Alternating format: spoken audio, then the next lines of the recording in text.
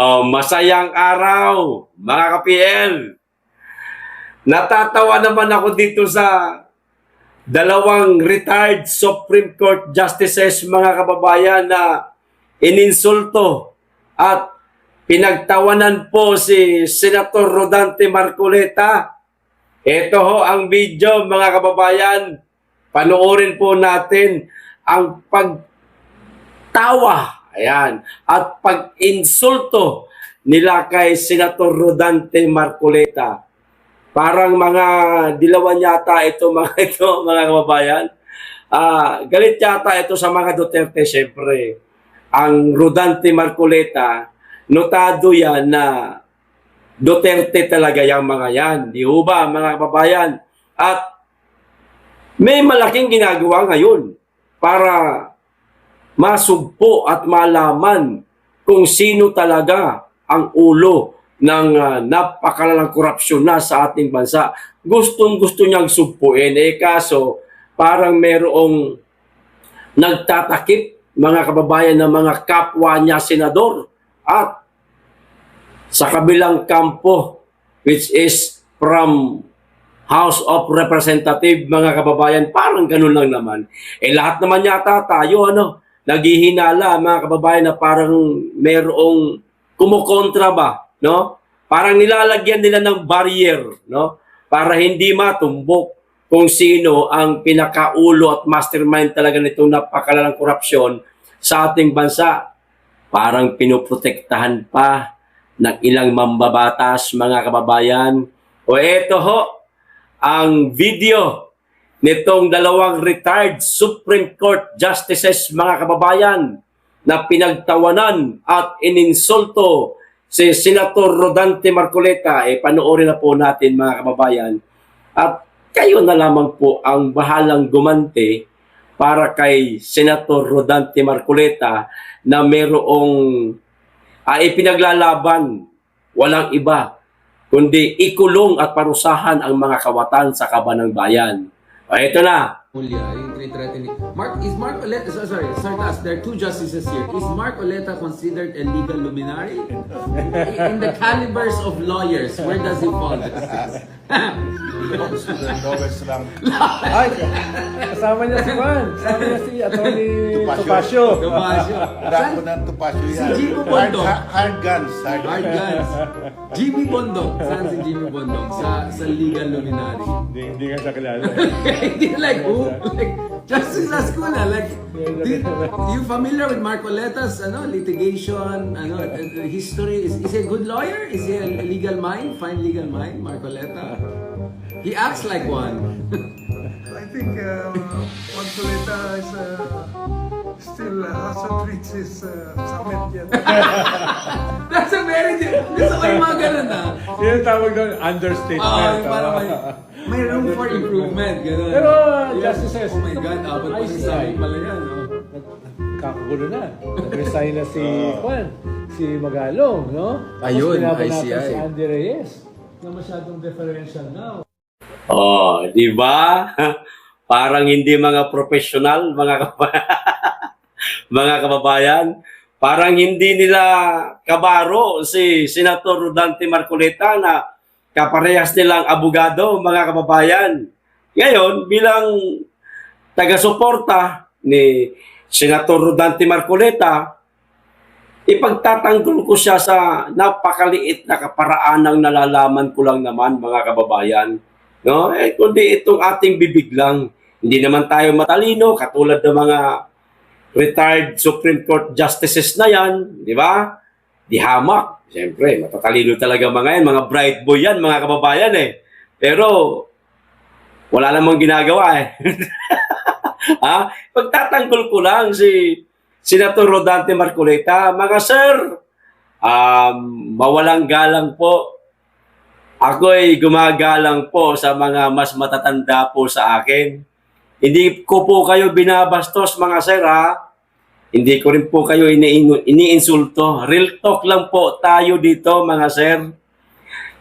Bago nyo po sana pagtawanan at insultuhin si Senator Rodante Marcoleta, unang-una, Magsenador po muna kayo. Ha?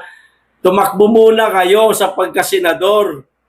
Tignan natin kung may mandato kayo. Tignan natin kung mananalo kayo. Tignan natin kung kaya nyong tapatan man lang, kahit tapatan man lang. Wag nang ungasan, wag nang taasan. Tapatan man lang ang isang Rodante Marcoleta sa isang halalan. Sige nga, mga sir, subukan nyo. Bago kayo magtawa, bago kayo mang-insulto, at higit sa lahat, gumawa muna kayo ng paraan. Mga sir, makatulong man lamang kayo sa ating bansa na napakalala na ng korupsyon. Mabuti nga itong si Senator Rodante Marcoleta. Kahit na pinagtulungan na siya noon nung siya pa congressman pa lang, pinagtulungan siya ng kanyang mga kapwa kongresista sa Kamara, hindi nagpapatinag, lumalaban mag-isa. Sumakay na silang lahat. O kahit ngayon, senador na siya, talaga naman, ang pumalit sa kanya na chairman ng Senate Blue Ribbon Committee, hindi makapalag. Laging butata. Walang ginagawa kapag ka nasusukol na, nakukorner na, pokpok ng martilyo para matigil ang sesyon panandalian. At yung Senate President ni hindi halos makaimik sa mga banat ni Senator Rodante Marcoleta sa pagdinig ng Senate Blue Ribbon Committee. Mga sir, kayo po ay mayroon pong matataas na antas ng pinag-aralan. Subukan nyo pong tumakbo ng senador kung mananalo kayo. Kung kaya nyong tapatan man lang ang isang Rodante Marcoleta. Pero kung hindi nyo kayang tapatan at hindi nyo kayang manalo sa eleksyon, tikong bibig na lang po kayo, sir. Kung magbibigay man kayo ng komento, yung tama lang. Yung hindi ho pang-iinsulto at pagtawanan ang isang taong mayroong malasakit sa ating bayan at sa ating kabanang bayan. Kasama po kayo, sir, sa mga ipinagtatanggol ni Senator Rodante Marcoleta. Kasi kabanang bayan po ang pinag-uusapan. Hindi po bulsa niya lang ang ipinagtatanggol niya, kundi para po sa bayan. Kasama po kayo riyan. Kaso, parang hindi nyo dama kasi may sarili man kayong pera, mayayaman ho kayo, so hindi nyo kinakailangan ang isang programa ng gobyerno na maaaring pakikinabangan nating lahat kasi kung ano man yung programa ng gobyerno, kaya nyo mang gawin yan sa sarili ninyo dahil sa pera ho ninyo. Kami mga mahihirap po, kailangan ho namin yan. Lalong-lalo na pagdating sa kalusugan dahil napakahirap magkasakit sa mga panahon na ito. Maraming nga nagsasabi na mayroong mga ospital na wala di umanong supply ng mga gamot. Dahil yan sa Administrasyong Marcos. Administrasyong Duterte, okay naman Wala namang problema. Ngayon, ultimo rabies. Rabies sa kagat ng aso, di umano, wala daw administrasyon lang sa kalam. Hindi nyo po kayang tapatan ang isang Rodante Marcoleta sa totoo lang. Ako na mismo nagsasabi. Pero kung mali ako, sige, subukan nyo tumakbo ng senador. Tignan natin kung mananalo ho kayo. Hindi ko po kayo binabastos mga sir Hindi ko po kayo iniinsulto. Pero real talk lang ho tayo. Mainam pa yung taong pinagtawanan at iniinsulto ninyo dahil may ginagawang paraan para maresolba ang napakalalang korupsyon sa bansa natin habang kayo nasa sarili ninyong pamamahay, nakaupo, nanonood lang sa Senate Blue Ribbon Committee hearing na baka pinagtatawanan nyo ang isang Rodante Marcoleta na mayroong malasakit para sa ating lahat. Isip-isip, mga sir. Isip-isip. kung tama ba yung ginagawa nyo pang-iinsulto at pagtatawa kay Senator Rodante Marcoleta. Kumilos din kayo. Gamitin niyo yung talino ninyo. Ha? Gamitin niyo yung talino ninyo. Alam ko may magagawa kayo eh. Para maresolba ang malalang korupsyon sa ating bansa, matigil na ito, higit sa lahat, maipakulong ang mga kawatan ng mga elected official. Okay, mga sir, sana po meron kayong gawin. Kasi kung wala, kung wala kayong maitutulong sa bansa natin, kayo po ang tunay na katawa-tawa at dapat insultuhin. Ayos! Iwanan natin sila, mga kababayan. Dito tayo sa pangalawang pag-uusapan ho natin. Nako, delikado si Saldico, mga kababayan. Abay, pinag-aagawan di umano ito ngayon ng dalawang lahi na mga mafia. Nako, bakit? At ano ang dahilan? Ito, basahin ko po sa inyo, mga kababayan. Breaking, Saldico, target umano ng mga mafia. May question mark naman po. Sino ang may sabi nito? Ito, sa isang serye ng mga post sa X o dating Twitter, mga kababayan, ibinahagi ni dating COA COMELEC Commissioner Attorney Rowena Guanzon ang umanong impormasyong kanyang nasagap tungkol sa interes ng mga international mafia groups kay dating Ako Bicol Party List Representative Saldico. Ayan. So, meron na di umano mga mafia, international pati ito, mga kababayan, international mafia di umano ito, na interesado dito kay Saldico. Hindi ho para i-hire siya para makatulong sa organisasyon nila. Hindi ho ganun, mga kababayan. Ito, itutuloy ko. Sa kanyang unang tweet, sinabi ni Guanzon na parehong Russian at Italian mafia ang nag-uunahan. Russian at Italian mafia, mga kababayan, ang nag-uunahan dito kay Saldico na makuha siya. Ito na ang mga kadahilanan. From the grapevine, Russian mafia is hunting Saldico to kidnap him for ransom. Ayun. Nag-uunahan sila ng Italian mafia. Nako po. May pera eh.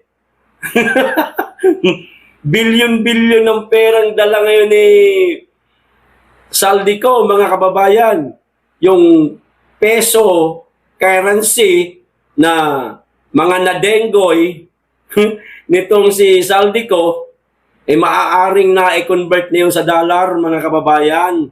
At maliban dyan, malamang palagi ko hindi pera ang habol itong mga ito kundi yung mga jet at chopper niya. Maaaring yan ang habol sa kanya. Mga kababayan, kukunin yung kanyang anak, pamilya, or mismong siya, tapos ransom. Nakinabang din ang mga mafia. Maya-maya, sinundan niya ito ng isang post na nagsasabing mas mabuting umuwi na lamang si Ko para humarap sa kaso sa Pilipinas kaysa maging target ng sindikato. Yan. Mainam yan, Saldico, kung nakikinig ka sa mga sinasabi ni Madam Attorney Rowena Guanzon, mainam pang umuwi ka na lang, boy. Dito, posibleng kulong lang ang kahihinatnan mo. Hindi mapapahamak ang pamilya mo, lalo na yung anak mo, nako, delikado yan. Pag nakuha ng nako po, wag naman sana, makuha ng mafia yan, nako. Wala kang magagawa, kundi talaga ibibigay mo lahat ng ari-arian mo. Umuwi ka ng Pilipinas, may kaso ka, harapin mo, pagbayaran mo. Total, wala namang bitay sa atin Walang bitay dito. Makukulong ka, pero hindi ka mamamatay. Yun nga lang, baka habang buhay. Oh. Ito pa, I heard that the Italian mafia is hunting Saldico to kidnap him for ransom. Uwi ka na dito, at least buhay ka pero kulong ka, animal ka. Namura pa tuloy. Nanawagan rin, kansilahin agad ang passport o pasaporte ng dating kongresista. Siya nga pala, bakit hindi pa ginagawa ito ni Bongbong Marcos? Kung talagang seryoso, itong si Bongbong Marcos na masukol, mahuli nila, si Ako Bicol Party List, dati pa yun, hindi niya, nilagay ng Bicol, Ako Bicol, hindi niya kongresista yan eh. O, Saldi Kurakot. Bakit hindi niya pa pinapakansila? Hindi pa siya nanawagan, hindi pa pinagsabihan ng DFA na, oy, DFA, kansilahin nyo na ang pasaporte ni Saldico. Tahimik pa rin si Bongbong Marcos. Hinahayaan niyang makalipat-lipat ng bansa itong kawatan, mga kababayan. Ito tuloy ang panawagan ni Ruben Aguanson. Budol, budol ha. Ibig sabihin siguro nito si Marcos, budol yan eh, budol. Budol. Cancel Saldico's passport. Let the Italian mafia or Russian mafia have him. Ayan. Matatandaang ipiniliwanag ni House Deputy Speaker Ronaldo Puno na ang Interpol blue notice laban kay Saldico ay para lamang sa monitoring at hindi direktang pag-aresto. Kita nyo na. Wala pala silbi yung blue notice na yon. Monitoring lang pala yun eh. Ayaw iparesto yata ni Bongbong Marcos, mga kababayan. Delikado kasi si Marcos dito. Maaari siyang mayroon ding baho na lumabas. Kapag ka na-aresto, itong si Saldico, siyempre manablayan, mga kababayan. Mananablayan eh. Tablahan na to, damay-damay na to. So may baho din naman, ikakanta niya ngayon. So, kaya ito, maaaring ganun, mga kababayan. Maaaring ganun, no? Malay natin, baka may alam si Saldico na baho ni Bongbong Marcos. Malay lang naman natin. Hindi tayo nagbibintang. Di ba? Kaya siguro, parang hinahayaan nila na makalipat-lipat na ibang bansa si Saldico. Sa kabila ng naturang international notice na natiling mailapsiko sa mga otoridad, totoo. Paano mahahagilap? Lagi sinasabi, hinahanap. Gustong hulihin, gustong ipakulong. Hindi naman ninyo pinapakansilang pasaporte ng kawatan. Ipagkasilaon ninyo para hindi na makagalaw, manatili na lang sa isang bansa kung nasaan siya naroon ngayon. Ganon. Mr. President, gamitin mo utak mo. Bagay, wala ka namang utak. Samantala, patuloy ang matinding panawagan ni Atty. Gonzon na pananagutin si Saldico na nauugnay sa mga anomalya sa budget ng flood control project para sa kanya. Wala nang ligtas na lugar ang dating kongresista maging dito sa bansa o sa abroad. Totoo yan, mga kababayan. Hindi lang ligtas si Saldico kasi napakaraming mga kababayan nating Pilipino na maaaring magsuplong o mag-post sa kanilang mga social media account para ipaalam kung nasaan naroon ngayon itong si Saldi Kurakot. Mga kababayan, sana sa lalong madaling panahon itong si Mr. President, gumawa naman ho kayo ng paraan, mga sir. Mga sir, ibig sabihin, kasama na dyan ang DFA, kasama na dyan ang presidente. Gumawa ho kayo ng paraan para makansela at agad-agad ikansalin ninyo ang passport ni Saldico para hindi na makalipat-lipat. Madali na ninyo mahuli. Total, yung blue notice na yan, monitoring, maaaring nagmo-monitor ngayon ang Interpol. So, maaaring alam na ngayon ng Interpol kung nasaan si Saldico. Di ba, mga kababayan? Di, alam ng Interpol kung nasaan. Wala ng passport, di na makagalaw. Nakatamtax na sa isang lugar. Tsaka nyo ngayon ipaharesto. Di nyo ba naiisip yung simpleng naiisip namin? Kami na lang kaya dyan sa pwesto ninyo. Baka mahuli pa namin kaagad yan si Saldico.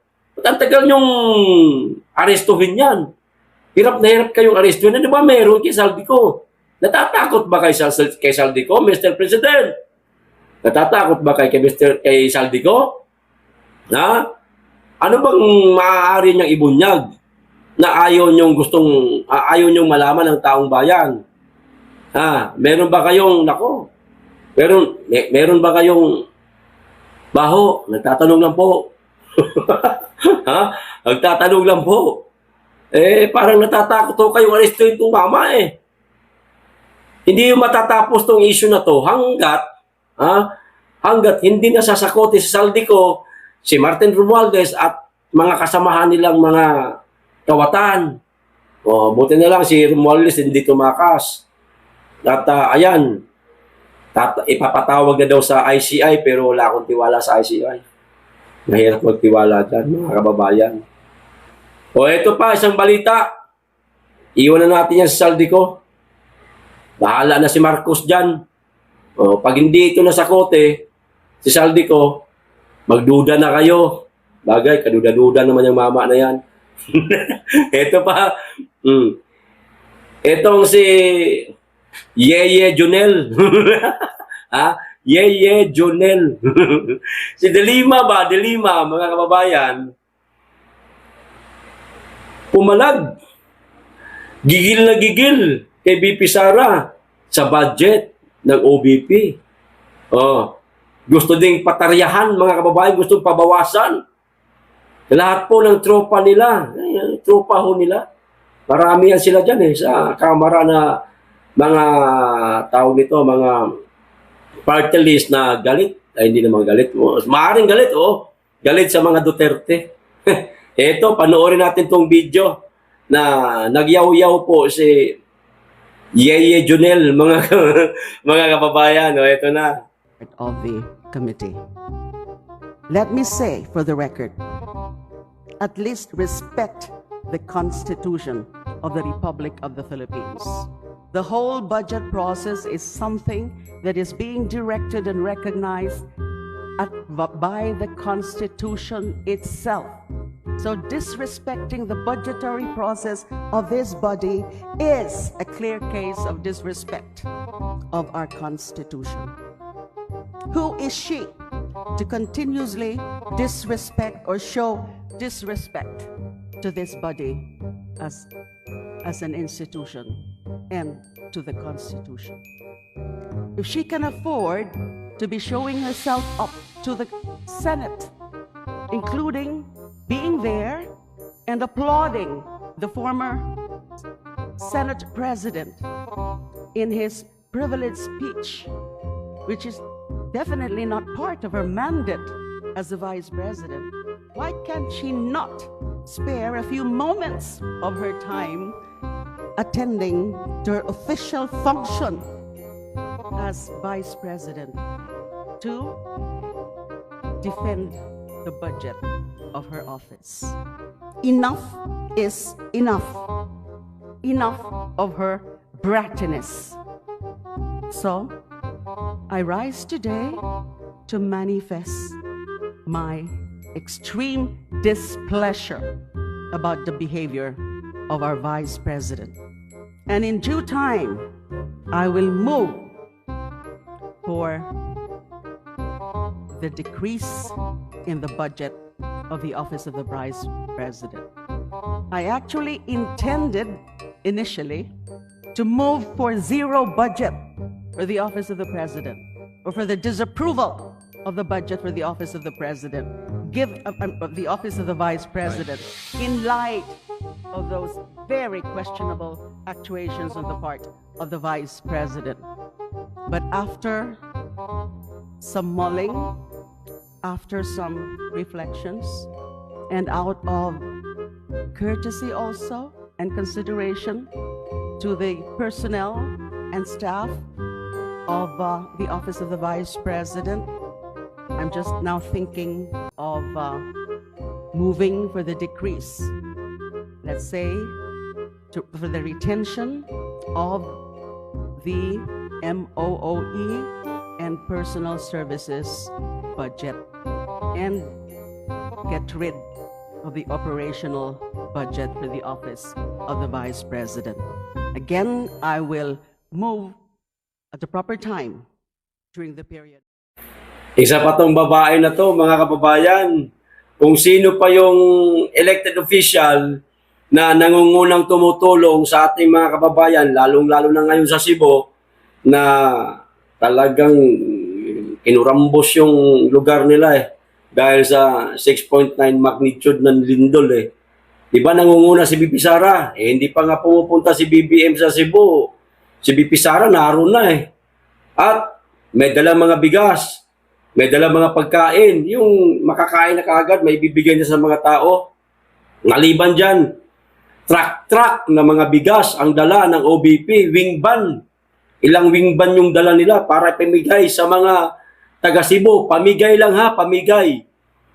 Magandang klaseng bigas. Siyempre may bigas, meron ng mga dilata yan kung ano-ano laman sa isang supot na yan. Marami na yan. Pamigay lang Namigay lang yung ating BP Sara. Ganyan, kabuti. Samantala, yung ating presidente nagbenta pa ng 20 pesos kada kilo ng bigas, ibis na ipamigay na lang. Sige nga, sino mas matino sa dalawa? Yung nagbebenta sa mga tinamaan ng kalamidad sa Cebu o itong namigay lang ng bigas sa mga taga Cebu? Ibagay, bangag yung nagbenta, alam na walang trabaho, yung mga taga Cebu dahil nilindol, sarado pati yung mga kumpanyang pinapasukan nila, maaaring may mga crack ang building, walang trabaho, walang pera, walang income. Aba, binentahan pa ng bangag. Nasaan yung isip nung presidente natin? Alam nang walang trabaho ano pera ng mga yan? Ibigay mo na lang sana. Doon ako naiinis, hindi ako makamove on sa mga bagay na yan, mga kababayan Di ba? Wala na kang pera yung tao, pagbebentahan mo pa. Saan kukuha ng pambilihan, Marcos? Yung ating vice presidente pinamigay niya napakarami. Di ba, mga kababayan? Tapos hinahadlangan nitong napakawalang kwentang kongresista. Dilima. Sige nga, kung talagang magaling ka at kung meron kang concern sa mga kababayan natin, higit sa lahat sa kaban ng bayan. Pondo kasi pinag-uusapan dito Nagbuhat yan sa kaban ng bayan sa gobyerno Ibibigay sa OBP na gusto mong pakaltasan. Kung talagang may concern ka dyan, may pondo ka man, yung tanggapan mo, may pondo ka, ba't di mo gamitin? Pamigay mo doon sa mga taga Cebu. Ikaw ba may nagawa na? Leila de Lima, may naitulong ka na ba sa mga taga Cebu? Nariyan ka lang sa House of Representatives Puro ka lang yaw-yaw, madam. Puro ka lang yaw-yaw, wala ka namang ginagawa po. Puro kayo kontra sa pangalawang pangulo na may ginagawa, namigay ng bigas. Nakiramay sa mga namatayan. Sige nga, gamitin mo yung pondo ng tanggapan mo. Kahit halagang 5 million lang. Ibili mo ng maraming bigas, ng maraming dilata. Para ipamigay doon sa mga kababayan natin sa Cebu. Wala ka naman yatang ginagawa May ginagawa ka ba? Wala lang kayong ibang agenda, kundi gipitin, sirain ang mga Duterte, lalo na ang pangalawang pangulo. Sige, panahon nyo ngayon, madam. Panahon nyo ngayon. Dadating din ang araw na Duterte naman ang magiging presidente. Ewan ko lang kung saan kayo pupulutin. Baka yung mga kaso mo ngayon, maungkat yan, maibalik ka sa kulungan. Kung noon, nakadetain ka lang, baka lang naman, baka matuluyan ka na, masentensyahan ka na. Good luck sa'yo, madam, Bagay, meron pang 3 taon na mananatili kayo dyan sa pwesto ninyo at punain, siraan ang mga Duterte, lalo na ang pangalawang Pangulo. Sige, samantalahin nyo na yan. Dahil sa 2028, manalo ka man o hindi, sigurado kayo ang uunahin ng pangalawang Pangulo. Dahil gigil na gigil kayo sa dating Pangulong Duterte na madala sa Dahig, Netherlands at ngayon naroon na nga. Akala nyo hindi kayo tinandaan ni BP Inday Sara? Nakalista kayo lahat sa libro. Ha? Naka-blue book na kayo, madam. Nasa blue book na kayo. Ang pangalan ninyo, iisa-isahin na lang kayo. Ha? Pagdating ng araw na BP Inday Sara na ang magiging presidente. Kaya ako sa'yo, habang meron pang 3 taon, bago maging presidente ang Inday Sara, sulsulan mo ng sulsulan si Marcos na magdeklara siya ng martial law. Pero wala namang grounds, kaya malabong mangyari na magkaroon ng martial law, madam. Di ba? So, ang pinakamainam mong gawin, manungkulan ka ng tama, tama ha. Tumulong ka sa mga nasalanta, bagyo man o lindol, hindi yung puro kayaw-yaw, puro ka paninira sa mga Duterte. Samantala ang mga Duterte, tumutulong sa Cebu. Maging ang alkalde ng Davao City, tumulong. Nauna pa nga sa presidente. Ang sinisira ninyo, ang gusto ninyong gipitin, lalong-lalo na sa budget, ay maraming nagawa. Di katulad nyo, maituturing na elected official nga, pero inutil. Ayos! Agad dito lang. Maraming salamat. Mag-iingat kayo lagi. At higit sa lahat, mahalin natin ang Pilipinas.